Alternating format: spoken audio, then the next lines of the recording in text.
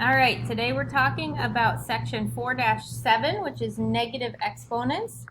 And we are going to see what we do when we have negative exponents. So write this example down. Our example is we have a to the negative n power. So when we have a negative exponent, we need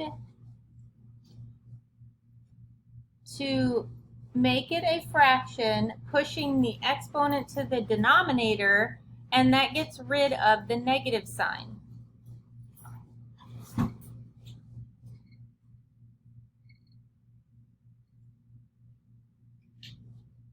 All right, and so we're always going to put a 1 on top when we're moving a negative exponent, unless you have something else on the bottom of your original negative exponent. Then you're just kind of flipping. Remember, there's always that imaginary 1 sitting underneath.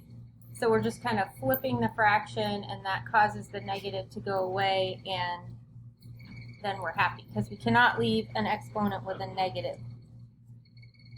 So if we did an example with numbers,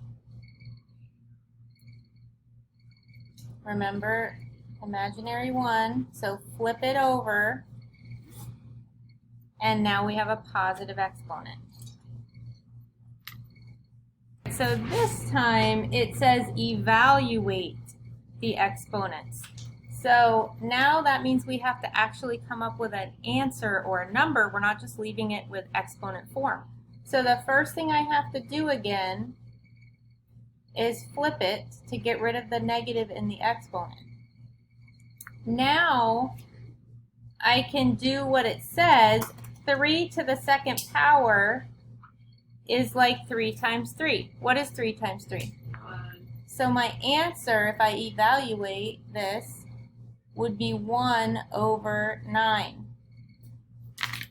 All right, so 3 to the negative 2 power is going to end up equaling 1 over 9. So our next example is if we have 10 to the negative 2. So the first thing I'm going to do again. Wait, is this a problem? The 10 2? Yeah, it's another example. The first thing I'm going to do is flip it over to get rid of that negative exponent. And 10 to the second power is like what? 10. Good. 10 times 10. What is 10 times 10? 100. So 10 to the negative 2 equals 1 over 100. So on page 183, the directions for numbers 3 through 6 are write each expression using a positive exponent. So they don't want us to evaluate it, they just want us to write it with a positive exponent. So I'm going to draw my imaginary 1. I'm going to flip it over. When I flip it, the exponent is now positive. That's all there is to it. So number 4, put the 1 underneath, flip it over. Now, it does not get rid of the negative on a number, only on the exponent. So be careful of that. That negative 7 is still a negative 7 because we're only losing the negative on the exponent.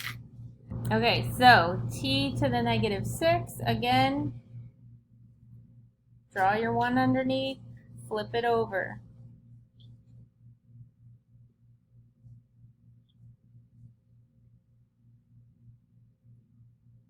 N to the negative 2, flip it over, and that's it. All right, for numbers 7, 8, 9, and 10, it says write each fraction as an expression using a negative exponent other than negative 1. So they want us to take these fractions and turn them back into a negative exponent.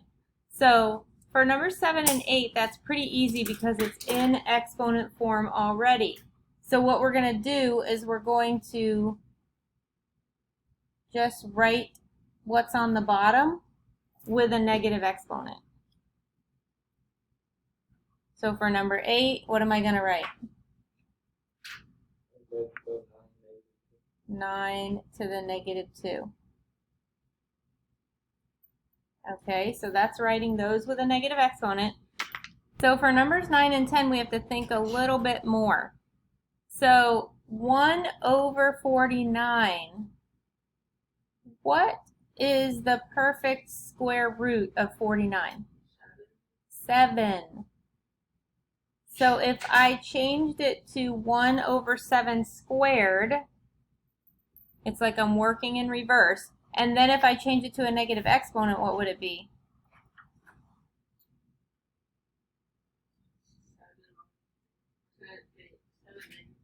7 to the negative 2. Good. All right, so you kind of have to work backwards and figure out what's the square root of this number, and then how do I turn it into an exponent. So number 10 is a little bit trickier. 1 over 8. Does anybody know an exponent for 8? Well, we're working backwards.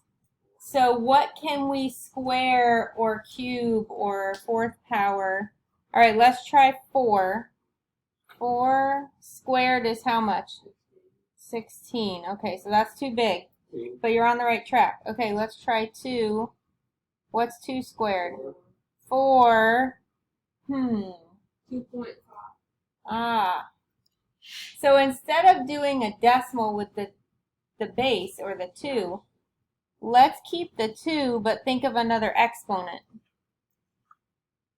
So what's another exponent besides 2 that we could put on the 2? We tried a lot of different things and we finally found something that would work. So we're going to use this exponent of 2 to the third power. And then if I want to make it a negative exponent, it'll be what? 2 to the negative squared. 2 to the negative 3. All right, number 11 and 12 says evaluate these expressions if a equals 2 and b equals negative 3. So we're just going to plug in those values for the letters that they give us. So number 11, I'm going to put 2 in for a, so I get 2 to the negative 5th power. What's the first thing I have to do? Make it positive. Make it positive by doing what? Make it Yes, good. So put that 1 underneath and then flip it. Nice work, Holden. Now I have to evaluate that exponent. So what is 2 to the 5th power?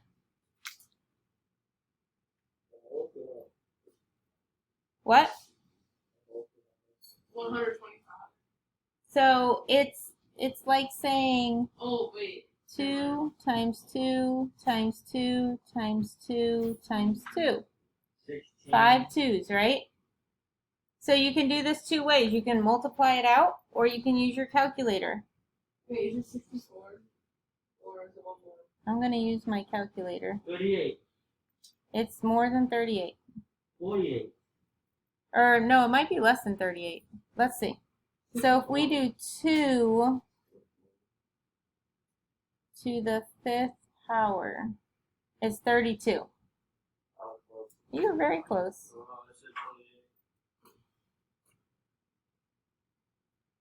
Wait, I'm still closer. No, I said 30. So 28 is closer than 38,